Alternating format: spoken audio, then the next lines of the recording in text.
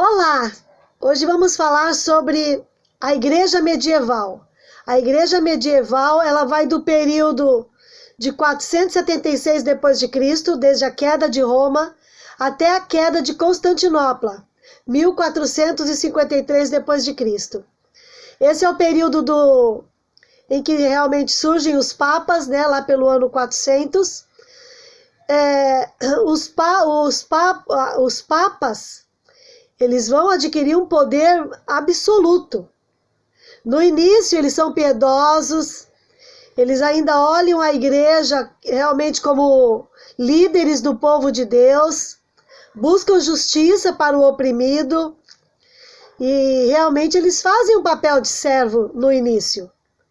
Mas o casamento da igreja com o Estado vai trazer muito dinheiro, riqueza, status, e isso vai corromper a igreja. E o poder papal, ele é totalmente corrompido. Principalmente nos anos 1000 a 1200 e alguma coisa, onde o poder papal atinge o seu ápice, e o Papa, ele se torna uma pessoa capaz de destronar um imperador, de tirar um e colocar outro. Ou seja, ele assume funções que não é a função da igreja. Isso mostra realmente o casamento da igreja com o Estado e como ela perdeu a visão.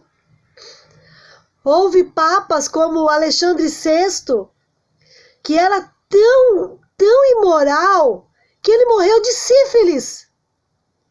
Teve um monte de filhos ilegítimos. Mulherada. Então era realmente uma Babilônia, se tornou uma Babilônia. Essa igreja do período de 1200, alguma coisa.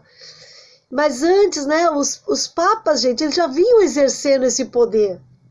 Eles já começavam a se achar Deus. Havia nessa época uns documentos que eles emitiam, que eram as pias, as bulas, documentos que quando chegavam na mão das pessoas eram a voz de Deus. Eram decretos que tinham que ser obedecidos. As indulgências eram um pagamento pelos pecados. Você pagava e você tinha o perdão dos seus pecados. Por quê? Porque o Papa disse que seria assim. E o Tetzel, um dos que vendiam indulgências, ele falava, olha, cada vez que uma moeda cai aqui no fundo desse cofre, tem uma alma sendo salva do purgatório. Era nisso que eles acreditavam. E nessa época da era medieval, não havia uma crítica daquilo que se lia, daquilo que se falava. Simplesmente a igreja falava, estava falado. Ninguém ia questionar. Qualquer documento assinado pelo Papa, ninguém ia questionar. Não havia questionamentos. Por isso que a igreja, ela reina absoluta.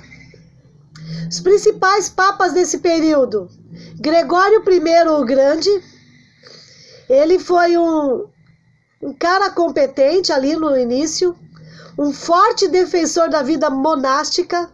Ele defendia realmente essa coisa de padre e freira, de ter que viver isolado.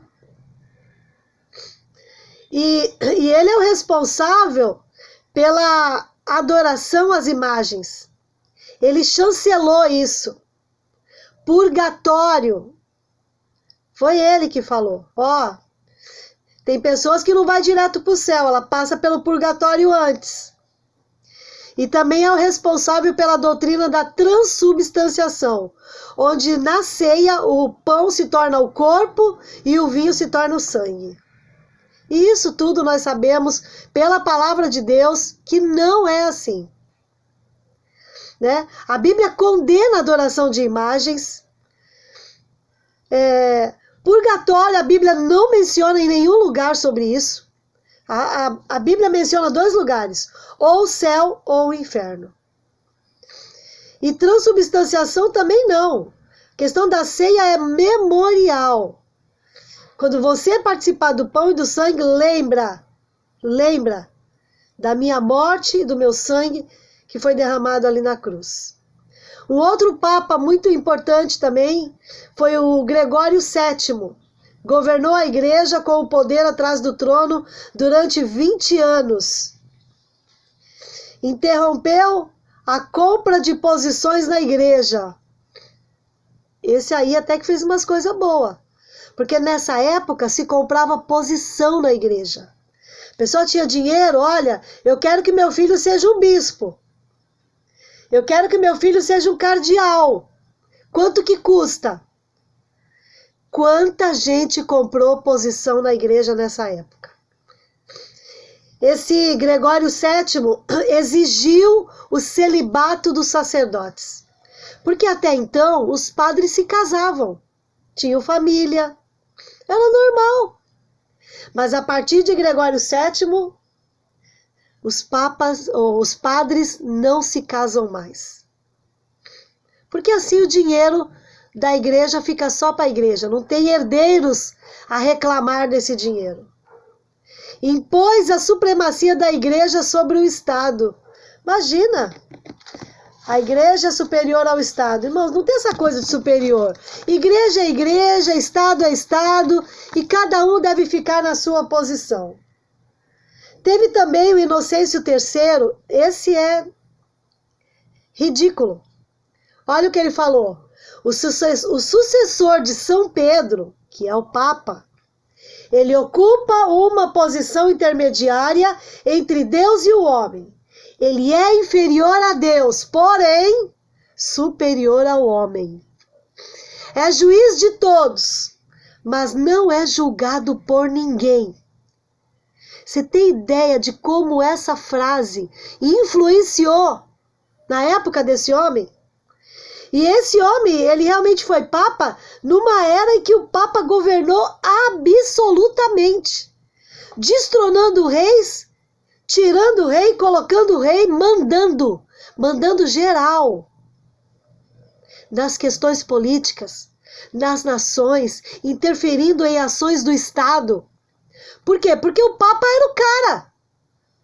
Ele não é inferior a Deus, mas é superior ao homem. Olha isso.